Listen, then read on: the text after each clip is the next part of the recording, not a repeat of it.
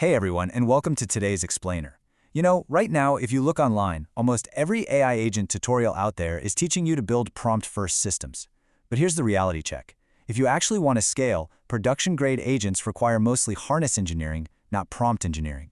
If you've ever built an AI agent that worked absolutely perfectly on your laptop, but then completely fell apart the literal second you deployed it, well, you are definitely in the right place. Today we're going to unpack exactly why that happens, and we'll see how the industry is solving it through a totally new discipline called harness engineering. Okay, let's dive right into this. Why do prompt-first agents fail? It's a scenario that literally keeps engineers up at night. Imagine this. Your AI agent passes all its local tests. You ship it. High fives all around. And then, within 48 hours, it gets stuck in some bizarre infinite loop, silently burning through $200 an hour in API costs. The worst part? The logs show absolutely nothing useful, and the bug completely vanishes the moment you try to reproduce it locally. Why does this happen? Well, it's because prompt-first agents rely almost entirely on the model to orchestrate its own actions. And when you let a probabilistic model run a complex workflow without strict boundaries, failure isn't just a possibility. It is a statistical certainty. There's just a massive gap between the prototyping phase and the brutal reality of production scale. I mean, during prototyping, getting a flashy local demo is easy. You tweak the prompt, you watch it run locally, and if something breaks, you just hit rerun. No big deal. But production scale, that's a completely different beast. Out in the real world, your agent's going to hit API timeouts, rate limits, mangled JSON responses, and just the most bizarre edge cases you can imagine. Prompt tuning cannot handle system recovery. Production scale demands explicit state tracking, retry logic, and serious fault tolerance. To actually solve this, we need to completely shift our mental model of what an agent even is. Check out this equation. Agent equals model plus harness. A production agent is not just a large language model that you handed a list of tools to. Actually, scratch that. The model is just one piece of the puzzle. The real secret, the whole shebang when it comes to making agents truly dependable, lies in the second half of that equation, the harness. So the crucial point is, what exactly is a harness? Well, the harness is where the actual software engineering lives. It's the deterministic control layer that's wrapped around your probabilistic model. Think of it this way. The model does the thinking, but the harness manages the execution, the state, the tool contracts, the security boundaries, and all those vital recovery loops. If you aren't the model, you are the harness. And investing heavily in this layer is practically the only way to keep an agent on track. All right, Section 1, the Anthropic abstraction, virtualizing the agent. Let's get into it. To really understand how to build a robust harness, it helps to look at the architectural teardown from Anthropic. They realized pretty quickly that you can't just treat an agent as one giant fragile script. Instead, they broke the system down into three distinct, highly durable layers: the session, the harness, and the sandbox. By treating these as stable, distributed systems engineering components around the model, you ensure that swapping in a newer, smarter LLM 6 months from now doesn't bring your entire architecture crashing down. First up, let's look at the session layer.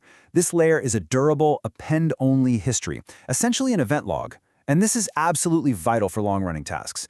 Imagine your agent crashes halfway through a massive, multi-step process. You really don't want it starting over from zero and wasting all those tokens, right?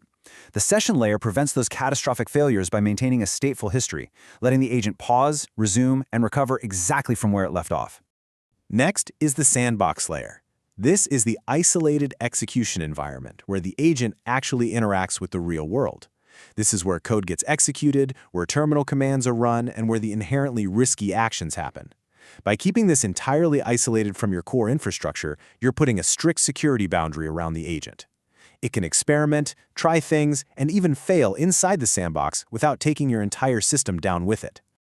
Moving on to Section 2, cognition versus control, dividing the labor. Now, what's really interesting about this slide is that it shows the most important practical architectural split in modern AI design. We have to separate the fuzzy, probabilistic nature of language models from the strict deterministic needs of software engineering. Notice this strict division of labor. What belongs in the LLM? Only the fuzzy tasks: semantic extraction, summarization, interpreting ambiguous inputs, and open-ended reasoning. But what belongs in the code? Literally everything that requires absolute precision: state transitions, routing, retry logic, security policy gates, and idiopotency. The LLM should never be in charge of its own routing. If you ignore that division of labor, you are going to run straight into a wall of mathematical reliability decay. Let's break down the math. Say you chain 10 sequential agent handoffs together, and your well-tuned LLM is an impressive 95% accurate at each step. Sounds great, right? But because that variability compounds, your overall system reliability drops to 59.9%. You're failing 4 out of 10 times. But a deterministic code rule executing that exact same step 10 times, it runs at 100% consistency with zero compounding loss. When we rely on the LLM instead of a deterministic harness, we basically invite the 5 classic ways agents break in production. 1. Memory explodes when you just dump way too much into the context window. 2. Non-deterministic context assembly randomly changes the agent's reasoning. 3. Infinite loops trigger because, well, there are no strict exit conditions. 4. Context drift, which is wild, where the agent literally forgets its original goal mid-task. And 5. Unrecoverable crashes, simply because there's no code there to say, hey, try again. Which brings us to Section 3, the Production Agent Blueprint. So how do we actually fix all this? Well, we pivot right back to old-school systems design. We have to treat agent architecture like distributed systems engineering. Good agent systems still desperately need these classic principles. Explicit state checkpointing, so a failed step 5 just restarts at step 5. Typed tool contracts. Deterministic validation loops to verify the agent's work before it proceeds. And dead letter queues to handle total failures gracefully. Among all those principles, idempotency is an absolute, non-negotiable mandatory pattern. Idempotency simply means designing every single action so that executing it twice produces the exact same result as executing it once. Think about it. If your agent crashes right after writing to a database, but before logging the success, a naive retry is going to create a duplicate record.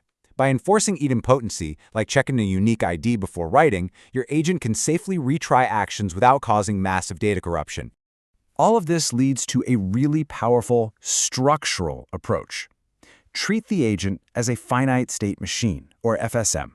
The graph structure of your workflow, moving from state A to state B to state C, should be hard-coded by you. The LLM's only job is to evaluate the context and decide the transition logic between those highly predictable states. By bounding the agent in this way, you effectively eliminate those unsupervised infinite loops we talked about. And this brilliantly illustrates our core thesis for today. Prompt engineering gets demos, but harness engineering gets production.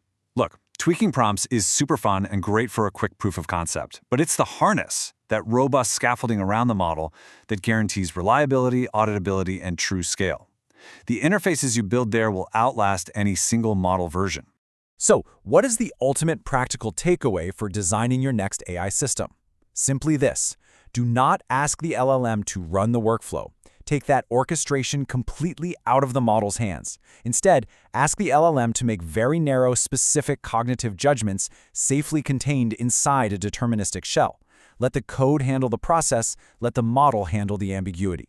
To permanently shift your mental model, I want you to think of this powerful hardware analogy. Treat the LLM like a probabilistic CPU. It's the engine, it's doing the thinking. But treat the harness like the deterministic motherboard around it. The motherboard provides the power, routes all the signals, enforces the hard boundaries, and connects to the outside world safely and predictably.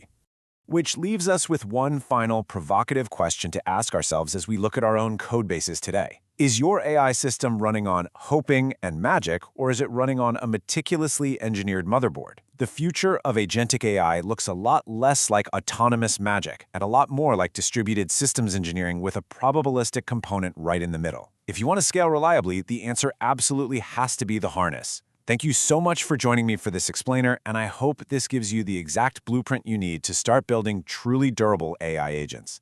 Catch you next time.